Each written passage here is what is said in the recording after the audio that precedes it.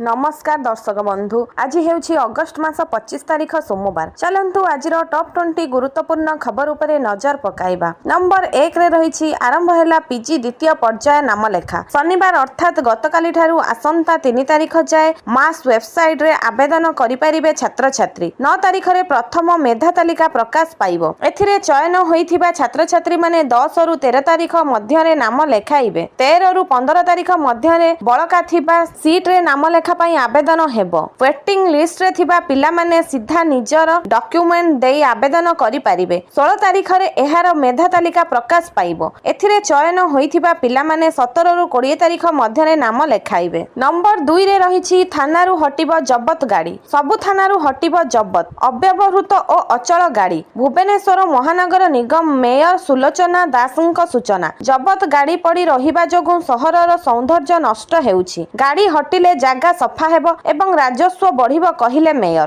Police commissioner को चिट्ठी करिबो भुवनेश्वर महानगर निगम। थाना सह बीएमसी रो अव्यवहृत ओ अचल गाड़ी स्क्रैप हेबो बोली कहिले मेयर। नंबर 3 रे रहिछि प्रेम निवेदन करी फसिले हाबिलदार। केन्द्रापड़ा जिला मार्साघाई थाना अंचलर जड़े असहाय महिला को हाबिलदार प्रेम निवेदन करी फसीथिबा जना पड़िछि। महिला जनक एने मार्साघाई थाना रे अभियोग करिथिबा बेले संपृक्त हाबिलदारଙ୍କ नामरे मामला रुजु होईछि। हाबिलदार महिला को अश्लील इंगित करिबा सह तांकर चरित्र संहार तंटी चिपी माड़ मारिथिबा मध्य अभियोग होईछि। पुलिस एही घटनार तदंत करुछि। नंबर 4 रे अंतर्दय गृह योजना को नहीं आसिला बड़ अपडेट। पूर्वरु 4 मासरे घर सारिले 20,000 टंका मिलुथिला। एणिकी 4 मास बदल रे 6 मासरे घर निर्माण सारिले भी 20,000 टंकार प्रोत्साहन राशि दियाजिबो। सेही बळी 6 मास बदल रे 8 मासरे घर सारिले 10,000 टंकार प्रोत्साहन राशि इनसेंटिव मिलिबो बोली पंचायती राज विभाग पक्षरु विज्ञप्ति प्रकाश पाइछि। नंबर 5 रे रहिछि लगाण वर्षा जोगु सुवर्णरेखा और बैतरणी रे बन्या। राजघाट रे विपद संकेत उपरे प्रवाहित हेउछि सुवर्णरेखा। वर्षा लागि रहिले स्थिति अधिक जटिल हेबो। सेही परि वंशधरा और बुढ़ाबलंगरे पानी अधिक थिले भी कमी जिवो। एपटे हीराकुद उपर मुंडरे वर्षा होइथिबारु हीराकुद जल भंडारर जलस्तर बढ़ाइबारे लागिछि। जलस्तर बढ़ुथिबारु हीराकुदर आउ 4टी गेट खोला जाइछि। एबे 12टी गेट देई बन्या जल निष्कासित हेउछि। सेही परि रेंगाली डैम रे 2टी गेट देई 3400 क्यूमेक बन्या जल निष्कासित हेउछि बोली सूचना देइछन्ति जल संपद विभाग सर्वोच्च जंत्री। नंबर 6 रे रहिछि जोररे कंपुछि सारा ओडिशा। राज्य रे एबे अणायत कलाणी HINI ओ H3N2 भूताणु संक्रमण। घरे घरे संक्रमणर प्रभाव देखिबाकू मिलिछि। ज्वर सांगकू कंपरे थरुछन्ति। हॉस्पिटल रे संक्रमितंक भीड़ जमुछि। संक्रमितंक ज्वर भल हेबाकू 5 रु 7 दिन समय लागिबो। एथिरे रोगींक शरीर रे घोळाबिंधा हेबा सहित दुर्बल लागिबो आ लंबा समय धरी कास लागि रहिबो। तेणु संक्रमित व्यक्तिंक ठारू दूरता बजाय रखिबा लागि डाक्टर परामर्श देइछन्ति। RMRC रु मिलिथिबा सूचना अनुसार वर्तमान HINI ओ H3N2 भूताणु प्रादुर्भाव बढ़िछि। एहार प्रभाव रे लोक संक्रमित हेउछन्ति। नंबर 7 रे रहिछि श्रीक्षेत्र रु कोणार्क को गड़िब विस्टाडम ट्रेन। पुरी रु कोणार्क रेलपथ पई कोणार्कर विभिन्न संगठन और बासिंदांक पक्षरु दीर्घ वर्ष हेबो दाबी होई आसुथिला। पुरी कोणार्क नूतन रेलपथ पई जमी अधिग्रहण लागि रेल मंत्रालय पक्षरु विज्ञप्ति प्रकाश पाइबा परे कोणार्क अंचल रे खुशीर लहरी खेली जाइछि। कोणार्क अंचल बासिंदांक बहुदिनर स्वप्न एबे पूर्ण हेबाकू जाउछि। रेलपथ निर्माण हेले पर्यटनर विकास सहित आर्थिक अभिवृद्धि रे सहायता हेबो। भुवनेश्वर पुरी एवं कोणार्क स्वर्ण त्रिभुज रे नुआ अध्याय जोड़ी हेबो। 32 किलोमीटर रेलपथ पई 492 कोटी खर्च धार्य होईछि। नंबर 8 रे रहिछि गोटिए महला पार्किंग रु तळकू खसिला बोलेरो। पुरी जगन्नाथ बल्फ मल्टी लेवल कार पार्किंग रु तळकू खसी पड़िछि एक बोलेरो। भारसाम्य हराई OD01 SC 4516 नंबर विशिष्ट बोलेरोटी गोटिए महला ଠାରୁ ତଳକୁ ଖସି ପଡ଼ିଛି। ଫଳରେ ଡ୍ରାଇଭର ଗୁରୁତର ହୋଇଛନ୍ତି। ତାଙ୍କୁ ସ୍ଥାନୀୟ ଲୋକେ ଉଦ୍ଧାର କରି ପୁରୀ ହସ୍ପିଟାଲରେ ଭର୍ତ୍ତି କରିଛନ୍ତି। ତେବେ ଗୁରୁତର ଥିବା ଡ୍ରାଇଭର ଜଣକ ଭଦ୍ରକ ବାଲେଶ୍ୱରର ସଞ୍ଜୟ ସେଠୀ। ନମ୍ବର 9ରେ ରହିଛି ଗୋଟିଏ ସ୍ପାରୁ ଗିରଫ ହେଲେ 9 ଯୁବତୀ ଓ 4 ଯୁବକ। ପାରାଦୀପ ଆଦର୍ଶ ଥାନା ପକ୍ଷରୁ ଇଫ୍କୋ ଛକରେ ଥିବା ସ୍ପା ଉପରେ ଜୋରଦାର ଚଢ଼ାଉ। ଗୋଟିଏ ସ୍ପାରୁ ଗିରଫ ହେଲେ 9 ଯୁବତୀ ଓ 4 ଯୁବକ। ଦେହ ବ୍ୟବସାୟର ଚେର ଲମ୍ବିଛି କଲିକତାରୁ ପାରାଦୀପ। ଗିରଫ 9 ଯୁବକଙ୍କ ଘର ୱେଷ୍ଟବେଙ୍ଗଲର କଲିକତା। ଇଫ୍କୋ ଛକରେ ଥିବା ଗୋଲ୍ଡେନ ସ୍ପାରୁ ଗିରଫ ହୋଇଛନ୍ତି ଯୁବତୀ ଓ ଯୁବକ। ସ୍ପା ମାଲିକ ଶେଖ ବଦ୍ରୁ ଫେରାର ଅଛନ୍ତି। ଆଦର୍ଶ ଥାନା ଆଇଆଇସିଙ୍କ ନେତୃତ୍ୱରେ ଚଢ଼ାଉ କରାଯାଇଥିବା ବେଳେ ଗିରଫ ଯୁବକ ଓ ଯୁବତୀମାନଙ୍କୁ ନେଇ ତଦନ୍ତ ଆରମ୍ଭ ହୋଇଛି। ନମ୍ବର 10ରେ ରହିଛି ନୂଆପଡ଼ାରେ ବାଘ ଆତଙ୍କ। ଜଙ୍ଗଲରେ ଚରୁଥିବା ବେଳେ ଛେଳିକୁ ମାରି ଖାଇଦେଲା କଲରାପତରିଆ ବାଘ।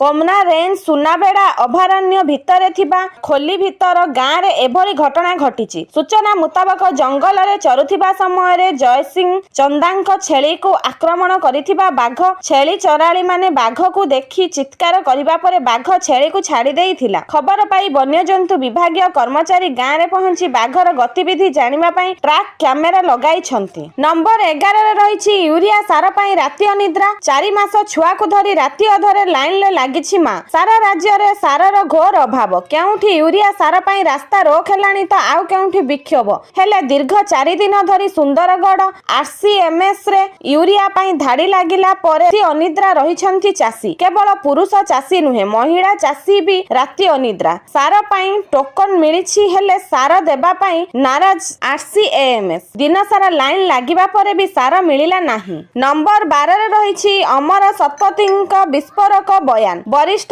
ରାଜନେତା ଅମର ଶତପଥୀ ରବିବାର ଏକ ବିସ୍ଫୋରକ ବୟାନ ଦେଇଛନ୍ତି, ଯାହା ଏବେ ରାଜନୈତିକ ମହଲରେ ଜୋରଦାର ଚର୍ଚ୍ଚା ହେଉଛି। ସେ କହିଛନ୍ତି ବଡ଼ଚଣା ବିଜେଡିକୁ ଭାଙ୍ଗିବା ପ୍ରକ୍ରିୟା ଭୁବନେଶ୍ୱରରୁ ହିଁ ଆରମ୍ଭ ହୋଇଥିଲା। କର୍ମୀ ସେତେବେଳେ ଦଳ ଛାଡ଼ନ୍ତି ଯେତେବେଳେ ନେତୃତ୍ୱ ଉପରେ ଅନାସ୍ଥା ଆସେ ବା ଭରସା ପାଏ ନାହିଁ। କର୍ମୀ ଦଳ ଛାଡ଼ିବା ଏକ ଦୁର୍ଭାଗ୍ୟଜନକ କଥା। ଏଥିପାଇଁ ବିଜେଡି ହିଁ ଦାୟୀ ବୋଲି ଅମର କହିଛନ୍ତି।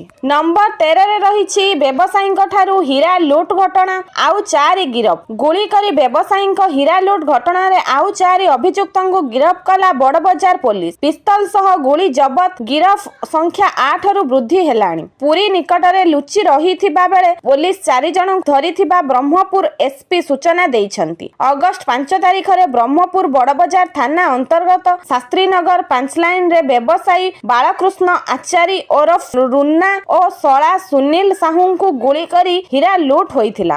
ନମ୍ବର 14ରେ ରହିଛି ପବନରେ ଉଡ଼ିଯିବ ଶତ୍ରୁ। ପ୍ରତିରକ୍ଷା କ୍ଷେତ୍ରରେ ଶକ୍ତିଶାଳୀ ହେଲା ଭାରତ। ଯୋଡ଼ି ହେଲା ସ୍ୱଦେଶୀ ଶକ୍ତି। ଏବେ ପବନରେ ଉଡ଼ିଯିବ ଶତ୍ରୁ। 150 କିଲୋମିଟର ଉଚ୍ଚରେ ମିସାଇଲ ହେବ ଧ୍ୱଂସ। ଅପରେସନ ସିନ୍ଦୁର ପରେ ଭାରତର ସାମରିକ ଶକ୍ତି ଆହୁରି ସଶକ୍ତ ହୋଇଅଛି। ଅଗଷ୍ଟ 23ରେ DRDO ଓଡ଼ିଶା ତରଫରୁ IADWS ର ପ୍ରଥମ ଉଡ଼ାଣର ସଫଳ ପରୀକ୍ଷଣ କରିଛି। 2500 କିଲୋମିଟର ରେଞ୍ଜ 150 କିଲୋମିଟର ଉଚ୍ଚରେ ମିସାଇଲକୁ କରିବ ଧ୍ୱଂସ। ଡିଫେନ୍ସ ସିଷ୍ଟମ କ୍ଷେତ୍ରରେ DRDOକୁ ସଫଳତା। ନମ୍ବର 15ରେ ରହିଛି ପାନେଦେଲା ୟୁରୋପ। ଭାରତ ପରେ ଏବେ ଆମେରିକାକୁ ୟୁରୋପରୁ ମଧ୍ୟ ଏକ ବଡ଼ ଝଟକା ଲାଗିଛି। ସ୍ପେନ୍ ଏବଂ ସୁଇଜରଲ୍ୟାଣ୍ଡ ଆମେରିକାର 5ମ ପିଢ଼ିର ଲଢୁଆ ବିମାନ F-35 କିଣିବାକୁ ସ୍ପଷ୍ଟ ଭାବରେ ମନା କରିବା ପରେ ଡୋନାଲ୍ଡ ଟ୍ରମ୍ପ ପ୍ରଶାସନର ଆଶା ଧୂଳିସାତ ହୋଇଗଲା। ଉଭୟ ଦେଶ ୟୁରୋପୀୟ ବିକଳ୍ପଗୁଡ଼ିକୁ ବିଶ୍ୱାସ କରି ସେମାନଙ୍କର ପ୍ରତିରକ୍ଷା ରଣନୀତିକୁ ଏକ ନୂତନ ଦିଗ ଦେଇଛନ୍ତି। ନମ୍ବର 16ରେ ରହିଛି ଆମେରିକା ସହ ବାଣିଜ୍ୟ ଯୁଦ୍ଧ ମଧ୍ୟରେ ବିଶ୍ୱରେ ବଢୁଛି ଭାରତର ଦବଦବା। ଭାରତ ଏବଂ ରୁଷ ମଧ୍ୟରେ ବନ୍ଧୁତା କେତେ ନିବିଡ଼ ତାହା କାହାକୁ ଅଛପା ନାହିଁ। ଯେତେବେଳେ ବି ଆମେରିକା ଭାରତକୁ ତାର ଶକ୍ତି ଦେଖାଇବାକୁ ଚେଷ୍ଟା କରିଛି, ରୁଷ ତାର ବନ୍ଧୁ ଦେଶ ଭାରତ ସହିତ ଦୃଢ଼ ଭାବରେ ଛିଡ଼ା ହୋଇଛି। ରୁଷ ସହିତ ଯୁଦ୍ଧ କରୁଥିବା ୟୁକ୍ରେନ ସହିତ ଭାରତର ସମ୍ପର୍କ ମଧ୍ୟ ସନ୍ତୁଳିତ କାରଣ ଅତ୍ୟନ୍ତ ସ୍ପଷ୍ଟ। ଭାରତ ଆରମ୍ଭରୁ କହି ଆସୁଛି ଯେ ସେ ନିରପେକ୍ଷ। ରୁଷ ରାଷ୍ଟ୍ରପତି ପୁଟିନ ଏହି ବର୍ଷ ଶେଷରେ ଭାରତ ଗସ୍ତ କରିବେ ବୋଲି ପୂର୍ବରୁ ଖବର ଆସି ସାରିଛି। ଏବେ ଭାରତରେ ୟୁକ୍ରେନ ରାଷ୍ଟ୍ରଦୂତ ମଧ୍ୟ ଭାରତ ଗସ୍ତ ସମ୍ପର୍କରେ ସଂକେତ ଦେଇଛନ୍ତି। ଏହି ଖବର ଆସିବା ପରେ ଆମେରିକା ସହ ବାଣିଜ୍ୟ ଯୁଦ୍ଧ ମଧ୍ୟରେ ଭାରତର ଦବଦବା ବଢୁଥିବା ଦେଖାଯାଉଛି। ନମ୍ବର 17ରେ ରହିଛି ଆମେରିକା ପାକକୁ ଜୟଶଙ୍କରଙ୍କ ଟାର୍ଗେଟ। ବୈଦେଶିକ ମନ୍ତ୍ରୀ ଡକ୍ଟର ଏସ୍ ଜୟଶଙ୍କର ଆମେରିକା ଓ ପାକିସ୍ତାନକୁ ଟାର୍ଗେଟ କରିଛନ୍ତି। କହିଛନ୍ତି ଇତିହାସକୁ ଅଣଦେଖା କରିବା ଉଭୟ ଦେଶର ଅଭ୍ୟାସ। ଏଥି ଏଥିସହ ସେ କହିଛନ୍ତି ବାଣିଜ୍ୟ କାରବାରକୁ ନେଇ ଆମେରିକା ସହ ଭାରତର କୌଣସି ବିବାଦ ନାହିଁ। ଭାରତ ସବୁବେଳେ ଚାଷୀ ଓ ଛୋଟ ବ୍ୟବସାୟୀଙ୍କ ସ୍ୱାର୍ଥକୁ ଦୃଷ୍ଟିରେ ରଖି ନିଷ୍ପତ୍ତି ନେଇ ଆସିଛି ବୋଲି ସେ କହିଛନ୍ତି। ଭାରତ ପାକ୍ ସମ୍ପର୍କ ଉପରେ ଜୟଶଙ୍କର କହିଛନ୍ତି ଯେ ଦୁଇ ଦେଶ ମଧ୍ୟରେ ସମ୍ପର୍କରେ କୌଣସି ତୃତୀୟ ପକ୍ଷର ମଧ୍ୟସ୍ଥତାକୁ ଭାରତ କେବେ ବି ଗ୍ରହଣ କରିବ ନାହିଁ। ମଧ୍ୟସ୍ଥତାର ବିରୋଧ କଥା ଆସିଲେ ଭାରତର ଆଭିମୁଖ୍ୟ ସର୍ବଦା ସ୍ପଷ୍ଟ ରହିଛି। ନମ୍ବର 18ରେ ରହିଛି ଚୀନ ଯିବେ ମୋଦି। ଅଗଷ୍ଟ 29ରୁ ପିଏମ୍ ମୋଦିଙ୍କ ବିଦେଶ ଯାତ୍ରା। ଅଗଷ୍ଟ 29ରୁ 2 ଦିନିଆ ଜାପାନ ଗସ୍ତ ପରେ ଚୀନ ଯିବେ ପ୍ରଧାନମନ୍ତ୍ରୀ। ଅଗଷ୍ଟ 31ରେ ଚୀନରେ ହେବାକୁ ଥିବା ସାଂଘାଇ କୋପରେସନ ସମିଟିରେ ସାମିଲ ହେବେ ପିଏମ୍। ଅଗଷ୍ଟ 29ରୁ ସେପ୍ଟେମ୍ବର 1 ଯାଏ ମୋଦିଙ୍କ ଜାପାନ ଓ ଚୀନ ଗସ୍ତ ନେଇ ବୈଦେଶିକ ମନ୍ତ୍ରାଳୟ ପକ୍ଷରୁ ସୂଚନା ଦିଆଯାଇଛି। ନମ୍ବର 19ରେ ରହିଛି ପାକିସ୍ତାନ ସହିତ ଦ୍ୱିପାକ୍ଷିକ କ୍ରୀଡ଼ା ବନ୍ଦ। ଭାରତର ନୂଆ କ୍ରୀଡ଼ା ନୀତି ଓ ଜାତୀୟ କ୍ରୀଡ଼ା ବିଲ୍ ନିୟମରେ ରହିବ ବିସିସିଆଇ। ଏଥିସହିତ ପାକିସ୍ତାନ ସହ କୌଣସି ପ୍ରକାର ଦ୍ୱିପାକ୍ଷିକ ସିରିଜ୍ ଖେଳାଯିବନି। ଏନେଇ ସୂଚନା ଦେଇଛନ୍ତି କେନ୍ଦ୍ର କ୍ରୀଡ଼ା ମନ୍ତ୍ରୀ ମନସୁଖ ମାଣ୍ଡଭ୍ୟ। ସେ କହିଛନ୍ତି ଭାରତ ସରକାର ପାକିସ୍ତାନ ସହିତ ଦ୍ୱିପାକ୍ଷିକ କ୍ରୀଡ଼ା ସମ୍ପର୍କ ବନ୍ଦ କରିଛନ୍ତି। କ୍ରୀଡ଼ା ମନ୍ତ୍ରୀ ମନସୁଖ ମାଣ୍ଡଭ୍ୟ ଏହା ବି କହିଛନ୍ତି ଯେ ବହୁପାକ୍ଷିକ ଆର୍ଥିକ ବଡ଼ ଟୁର୍ଣ୍ଣାମେଣ୍ଟରେ ଭାରତ ପାକିସ୍ତାନ ସହିତ ଖେଳିବ, କିନ୍ତୁ ଦ୍ୱିପାକ୍ଷିକ ସିରିଜ୍ ନୁହେଁ। ନମ୍ବର 20ରେ ରହିଛି ଆଜି 20 ଜିଲ୍ଲାରେ ପ୍ରବଳରୁ ଅତି ପ୍ରବଳ ବର୍ଷା। ଆସନ୍ତା 27 ତାରିଖ ଯାଏ ରାଜ୍ୟରେ ପ୍ରବଳରୁ ଅତି ପ୍ରବଳ ବର୍ଷା ସମ୍ଭାବନା। ଏନେଇ ଭୁବନେଶ୍ୱର ଆଞ୍ଚଳିକ ପାଣିପାଗ ବିଭାଗ କେନ୍ଦ୍ର ପକ୍ଷରୁ ସୂଚନା ଦିଆଯାଇଛି। ଆଜି ପାଇଁ 20 ଜିଲ୍ଲାକୁ ପାଣିପାଗ ବିଭାଗ ୟେଲୋ ୱାର୍ଣ୍ଣିଂ କରିଛି। ସେହି ଜିଲ୍ଲାଗୁଡ଼ିକ ହେଲା ମୟୂରଭଞ୍ଜ, କେନ୍ଦୁଝର, ସୁନ୍ଦରଗଡ଼, ବାଲେଶ୍ୱର, ଭଦ୍ରକ, ଯାଜପୁର, କେନ୍ଦ୍ରାପଡ଼ା, କଟକ, ଜଗତସିଂହପୁର, ପୁରୀ, ଖୋର୍ଦ୍ଧା, ନୟାଗଡ଼, ଗଞ୍ଜାମ, ଗଜପତି, ଝାରସୁଗୁଡ଼ା। ସେହିପରି ବରଗଡ଼, ସମ୍ବଲପୁର, ଦେବଗଡ଼, ଅନୁଗୁଳ ଓ ଢେଙ୍କାନାଳକୁ ୟେଲୋ ୱାର୍ଣ୍ଣିଂ ଜାରି କରାଯାଇଛି। ଆଜି ପାଇଁ ଖବର ଏତିକି। ଆସନ୍ତାକାଲି କିଛି ନୂଆ ଖବର ସହିତ ଦେଖାହେବ। ରହିଲି। ଜୟ ଜଗନ୍ନାଥ।